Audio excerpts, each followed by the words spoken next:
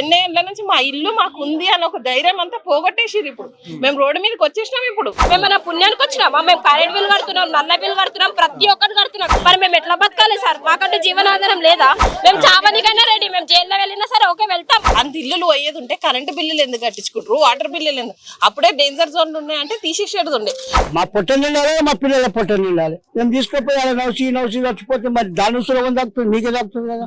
ప్రజాపాలన కాదు, దొంగ పాలన చేయడానికి వచ్చిండు రేవంత్ వస్తే ప్రజలు బాగుపడతారని చెప్పేసి సంఘాల వాళ్ళు కూడా ఫుల్ గా సపోర్ట్ చేసిరు. అయ్యా రేవంత్ రెడ్డి గారు ఎందుకు భయం వేస్తుందో పెద్దవాళ్ళ దగ్గర పోవడానికి? ఇక్కడ బీదవాళ్ళు ఇంతమంది బీదవాళ్ళు ఉన్నారు. మీరు మమ్మల్ని తీస్తే ఏమొస్తుంది మీకు? అంటే మమ్మల్ని ఇచ్చి భయపెట్టడానికో లేకపోతే పబ్లిక్ అందరూ ఒక డ్రామాలో హైడ్రా అనే డ్రామాలో తీసుకుపోయి ఏం చేస్తున్నారు? మీరు ఏం చేయదలుచుకున్నారు? అయ్యా ఇదే నా పరిస్థితి మాది.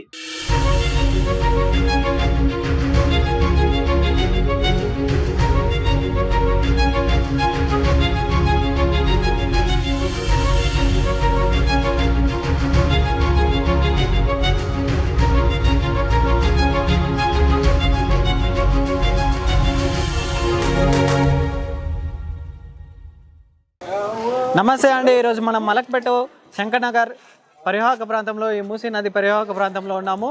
ఇక్కడ ఈ శంకర్నగర్ వాసులందరినీ కాంగ్రెస్ గవర్నమెంట్ రీసెంట్గానే నిన్న 2 days బ్యాక్ ఇక్కడ నుంచి మీరు వెళ్ళిపోవాలని వాళ్ళకి చెప్పడం జరిగింది. ఉటావుటిన ఇక్కడ ఉన్న వాళ్ళు చాలా సంవత్సరాల నుంచి, ఒక 50 సంవత్సరాల నుంచి ఇక్కడనే ఉంటున్నారు అంట. వాళ్ళని అడిగి మనం ఇక్కడ తెలుసుకున్నాము. చెప్పు, మీకు ఏం డిమాండ్? ఎప్పుడు వచ్చారు అధికారులు? చాలా మంది జిహెచ్ఎంసీ వాళ్ళు వచ్చారు కానీ మాకు ఎలాంటి క్లారిటీ అయితే ఇస్తలేరు. మాకు గవర్నమెంట్ అంటున్నారు, గవర్నమెంట్ నుండి మాకు ఏం సేఫ్టీ ఉంది? ఏం సేఫ్టీ లేదు. ఇప్పుడు మా ఇల్లు పోతే మేము ఎక్కడ బతకాలి? మాకంటూ ఆధారం ఉండాలి కదా. దూరం తీసుకెళ్తే మా కాలేజెస్, మా ఎడ్యుకేషన్ అనేది ఎట్లుంటది సార్ చెప్పండి? మాకు ఇట్లాంటి ఏం వద్దు. మాకంటూ మాకు వెనకిల నడ్డి ఉంది కదా మూసినది, దానికి ఒక గోడ కట్టించండి, మేము ఇక్కడ ఉంటాం. అడుగుతున్నాము. ఇల్లు పోతే రేవంత్ రెడ్డి సార్ తీసేయమంటున్నారు అని చెప్తున్నారు. మరి తీసేయమంటారు, దానికంటూ మాకు ఫలితం ఇవ్వాలి కదా. ఫలితం లేని ఇల్లు తీసేయాలంటే రీజన్ ఏంటి? మేము మన పుణ్యానికి వచ్చినామా? మేము కరెంట్ బిల్ కడుతున్నాం, నల్ల బిల్ కడుతున్నాం, ప్రతి ఒక్కటి కడుతున్న తర్వాత వాళ్ళు మాకు ఇది కాదు కరెక్ట్, మాకంటూ ఒక ప్రెస్ ఇవ్వండి, మీరు ఇట్లా వెళ్ళండి, మీకు ఇంత ఇల్లు ఇస్తాం, ఇట్లా మాటలు మాకు ఏ క్లారిటీ లేదు. వస్తున్నారు, చెక్ చేస్తున్నారు, రాసుకుంటారు, తీసేస్తామంటారు. మరి మేము ఎట్లా బతకాలి సార్? మాకంటూ జీవనాధారం లేదా?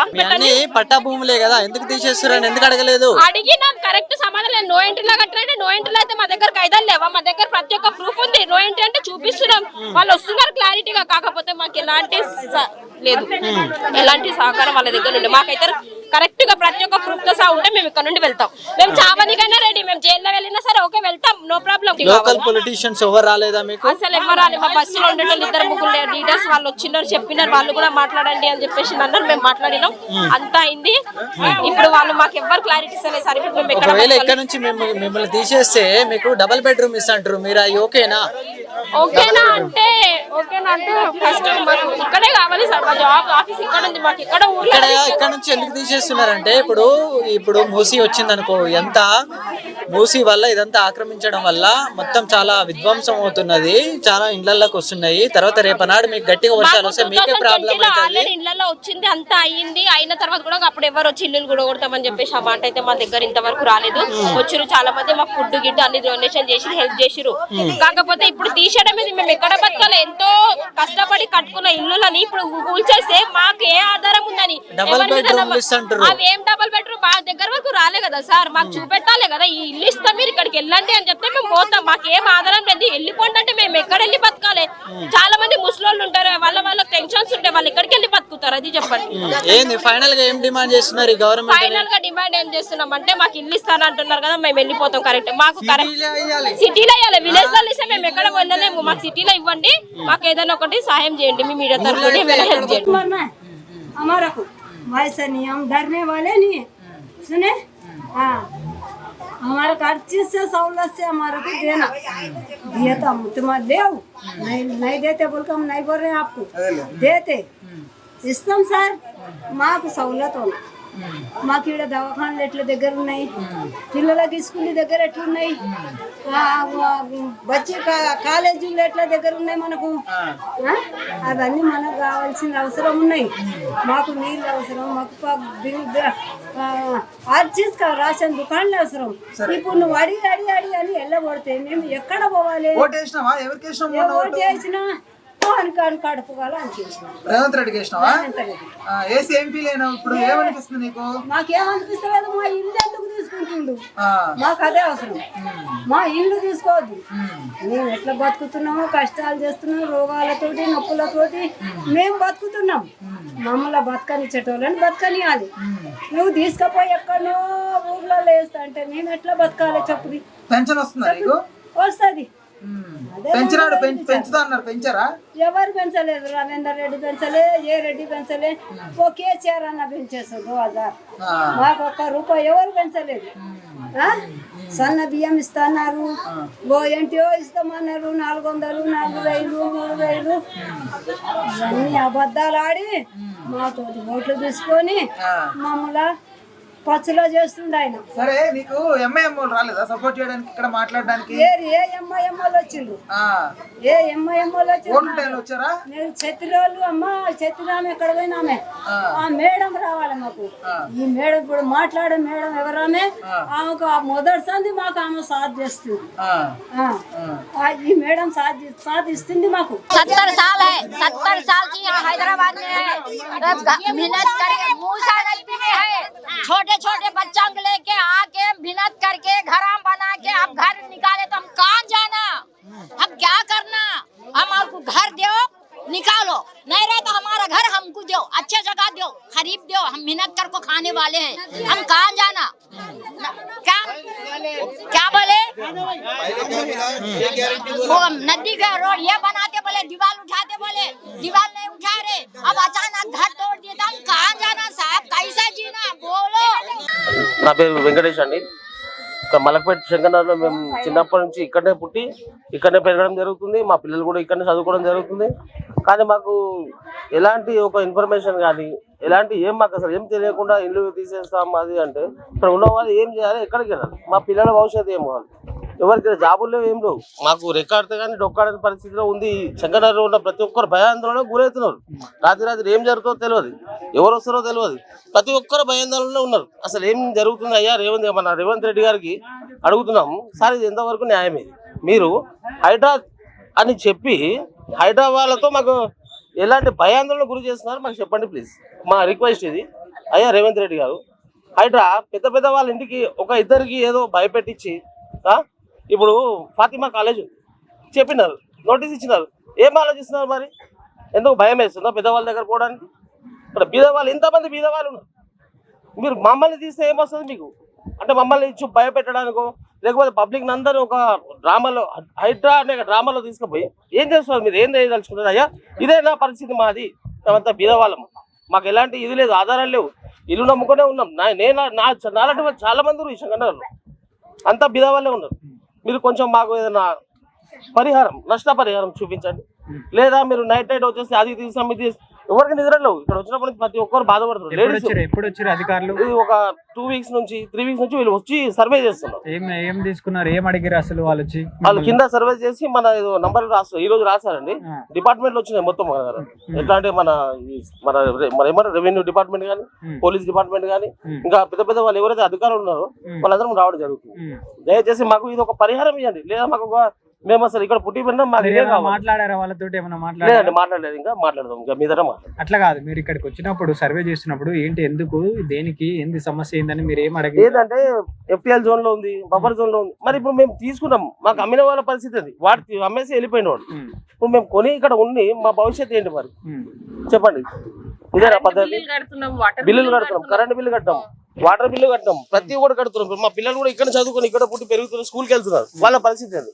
మాకు ఎక్కడో డబుల్ బెడ్రూమ్ ఇస్తా అంటే మేము వెళ్ళి ఏదో పల్లెటూరులో బతకలేం కదా, సిటీలో బతుకున్నప్పుడు సిటీలో ఉండాలి మేము. మా రిక్వెస్ట్ అదే, మాకు ఇక్కడనే ఉండాలి. మాకు ఏదైనా మాకు దారి చూపెట్టినా కూడా అంటే పర్ఫెక్ట్ గా చూపెట్టండి, అది మా రిక్వెస్ట్. మీరు చెప్పండి అమ్మా. ఇక్కడ శంకర్నగర్ లో వచ్చి ఒక 20 years అంటే నేను పెళ్లి చేసుకొని వచ్చిన మా అత్తమ్మ వాళ్ళు ఉండి ఒక 35 years నుంచి మా అత్తమ్మ వాళ్ళు ఉన్నారు ఇక్కడ.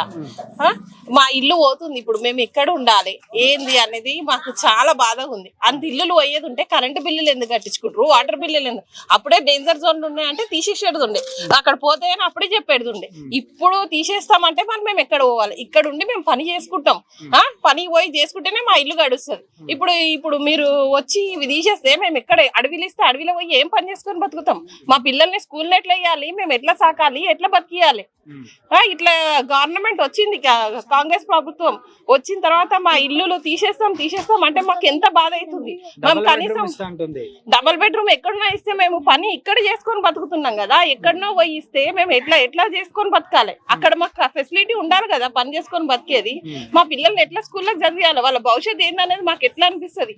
ఎన్ని ఏళ్ళ నుంచి మా ఇల్లు మాకు ఉంది అని ఒక ధైర్యం అంతా పోగొట్టేసిరు. ఇప్పుడు మేము రోడ్డు మీదకి వచ్చేసినాం. ఇప్పుడు ఇళ్లలో పని చేసుకొని బతుకుతాం మేము. ఇళ్లలో పని చేసుకొని బతికేటోళ్ళకి కూడా ఇప్పుడు ఎక్కడ పోయి బతకాలి? మాకు ఎక్కడనో ఇస్తే మేము పోము, దూరం ఇస్తే పోము, ఇక్కడనే దగ్గర ఇస్తే మాకు ఇళ్లలో ఏదైనా పని చేసుకొని బతుకుతాం. ఇప్పుడు అడవిలలో పోయి ఉంటాము, కానీ ఇల్లు ఇస్తాం అయిపోయింది అంటే మళ్ళీ అక్కడ బతకడానికి కూడా బతుకుతెరువు కావాలి కదా. బతుకుతెరువు లేకపోతే ఎట్లా? ప్రజల కోసం చేయడానికి వచ్చిన వాళ్ళు నీ కోసం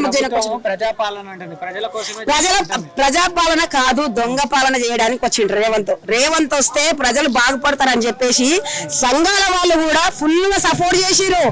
కాంగ్రెస్ వస్తే అందరికి ఇండ్లు వస్తాయి, డబుల్ బెడ్రూమ్ ఇండ్లు ఇక్కడనే కట్టిస్తాడు, మా ఇండ్ల ప్లేస్ లోనే కట్టిస్తాడు అని చెప్పేసి చేసినాం మేము కూడా. ఎందుకంటే కాంగ్రెస్ అంటే చాలా అభిమానం కదా, అందరికి అభిమానం పోయి ఇప్పుడు చెత్త కాంగ్రెస్ అయిపోయింది. ప్రజల్ని తీసి రోడ్ మీద వేసేసి మొత్తం రోడ్ మీద వేస్తే ఎక్కడ పోతారు, ఎక్కడ రిజిస్ట్రేషన్ అప్పుడు కూడా ఆపేది ఉంటుంది, హౌస్ నెంబర్ ఇచ్చేటప్పుడు కూడా ఆపేది ఉంటుంది, కరెంట్ బిల్లు ఇచ్చేటప్పుడు ఆపేది ఉంటుంది. మీద వేయడానికే ఇప్పుడు సిద్ధంగా ఉన్నారు. మరి అందరికి ప్రజాపాలన తీసిండు, కరెంటు బిల్లు అవి జీరో మా బాబు చేస్తామన్నాడు, కొందరికి వేసిండు, కొందరికి చేయలేవు. ఇన్ని కష్టాలు ఉన్నాయి, కష్టాలలోనే ఇక్కడ మేము ఉంటున్నాము. ఇంట్లో ఉన్న వాళ్ళకి 2500 ఇస్తున్నాడు, ఎక్కడున్నాయి కాళ్ళు ఒకటి, అది బస్ ఒకటి ఫ్రీ పెట్టిండు. మేము అందరమైన నమ్మి ఓటేసినాము. ఏడిచ్చిండు సిలిండర్ జీరో లేని లేదు, అది కూడా లేదు, కడతనే ఉన్నాము. చూపెట్టాలా స్లిప్పులు తెచ్చి? ఇప్పుడు సొంత బిల్లు ఉండాలా అంత కడుతున్నారు. మేము కిరేకున్నా, మేము కిరే కట్టాలి, కరెంట్ బిల్ కట్టాలి, అన్ని బిల్లు కట్టాలి. ఉన్నది రేషన్ కార్డు ఉన్నాక మరి ఎందుకు మీకు కరెంట్ బిల్లు ఫ్రీ ఇస్తలేరు? ఎందుకు ఇస్తలేరు? పెట్టినాం, 2 సార్లు ఇచ్చినాం, ఒక్కసారి 2 సార్లు ఇచ్చినాం, ఇంక ఇప్పటి వరకు కూడా కాలేదు. అప్డేట్ కాలేదు మీద అంటున్నారు. ఇప్పుడు వేసి వస్తున్నారు. సిలిండర్ కూడా వస్తలేదు, 500 సిలిండర్ వస్తలేదు, ఉచిత కరెంట్ వస్తలేదు, తీస్తా అంటుండ్రు. ఇప్పుడు మేము ఇప్పుడు 30-40 సంవత్సరాల నుంచి ఇక్కడ మేము 30 సంవత్సరాల నుంచి ఉంటున్నాం. మేము జిహెచ్ఎంసీ లో పని చేస్తాం. ఆయన రెంట్కేం ఉన్నాం మేము. ఇప్పుడు మాకు సొంత ఇల్లు కూడా లేదు ఇక్కడ. మీరు సొంత ఇల్లు లేకపోయినా కూడా ఇక్కడ నుంచి వెళ్ళిపోవాలంటే బాధ అనిపిస్తుంది మాకు. మళ్ళీ ఎక్కడ ఉంటాం మేము? పోయి మా పిల్లలు పుట్టిండ్లు పెరిగిండ్లు అంతా ఇక్కడనే. మీరు చెప్పండి అమ్మా. ఏం చేస్తలేడు అన్న ఆయన, ఏం చేస్తాడు? మాకైతే మాకు ఇల్లులు కావాలి.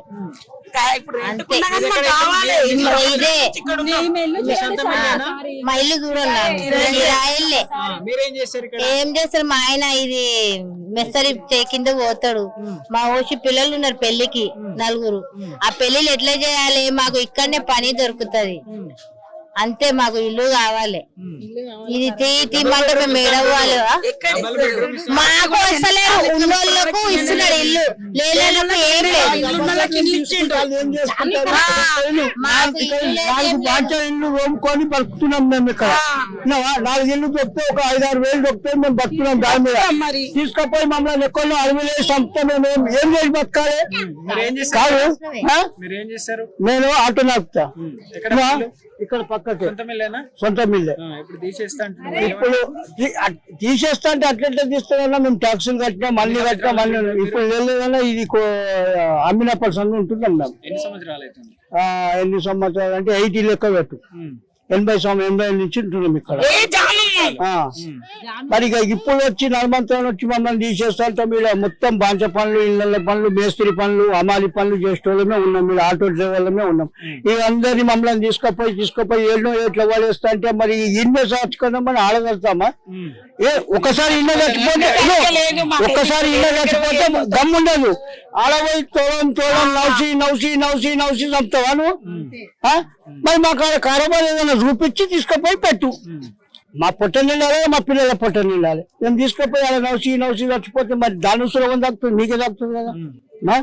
మరి ఇన్నే ఉంటే మేము 4 ఇళ్ళు మా చేతులు కష్టం చేసుకున్నాం. 4 ఇళ్ళు అంటే మేము కడుపులో అయితే తింటాం కదా. కడుపులో 2 ముద్దలైనా కడుపులో అయితే తింటాం కదా. డబల్ బెడ్రూమ్ ఇస్తా ఉంటుంది మరి. డబల్ బెడ్రూమ్ ఇస్తాడన్నా, నిజమే ఒప్పుకున్నాం మేము. డబల్ బెడ్రూమ్ ఏం లేని వాళ్ళకి ఇస్తాడు. మేము కష్టపడి పని చేసి లక్షలు పెట్టి కొన్న జాగా ఆయన మాకు డబల్ బెడ్రూమ్ ఇచ్చేదేంది?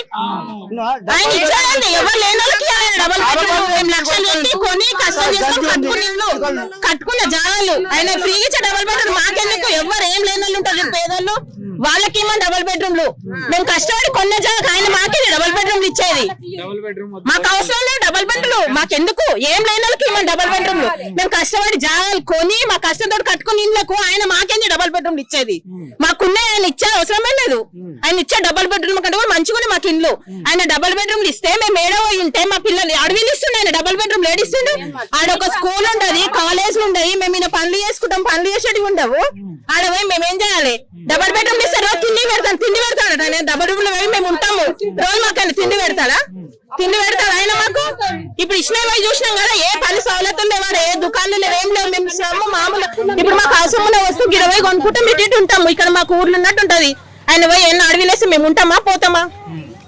కాంగ్రెస్ అని మస్తు మంచి మార్పులు తెచ్చిండు. కాంగ్రెస్ రావాలి, మార్పు కావాలన్నట్టు మంచి మార్పులు తెస్తున్నాడు. అవసరం లేదు మాకు డబల్ బెడ్రూమ్ అవసరం లేదు, ఏం అవసరం లేదు. కాంగ్రెస్ వాళ్ళు ఆడలే ముట్టలు వేసుకురు. నెలకి 20 వందలు అన్నాడు. ఏం చేసిండు? మాకు అవసరం లేదు. మాకు మా ఇల్లు ఇయ్యద్దు. నాకు నీళ్లు రావు. వర్షం వస్తే మా ఇల్లు మునిగాయి, మా ఇళ్ళ నీళ్లు రావు. మా సేఫ్ ఉంది కాబట్టి మాకు ఇల్లు అవసరం. మాకు ఇల్లు ఇయ్యద్దు. మా పిల్లలు పెళ్లిలోకి వచ్చి 40 ఏళ్ళు లేదు. మా వాళ్ళు పుట్టి పెరిగారు ఇక్కడ. మా పిల్లలు పెళ్లి చెప్పు. మేము ఎక్కడ పోలేదు, మేము ఇక్కడనే ఉంటాం. ఎవరు వచ్చినా ఇక్కడనే ఉంటాం. మేము సచ్చే కూడా ఇక్కడనే కాబట్టి మా ఇల్లు తీయొద్దు. మాకు నీళ్లు రావు.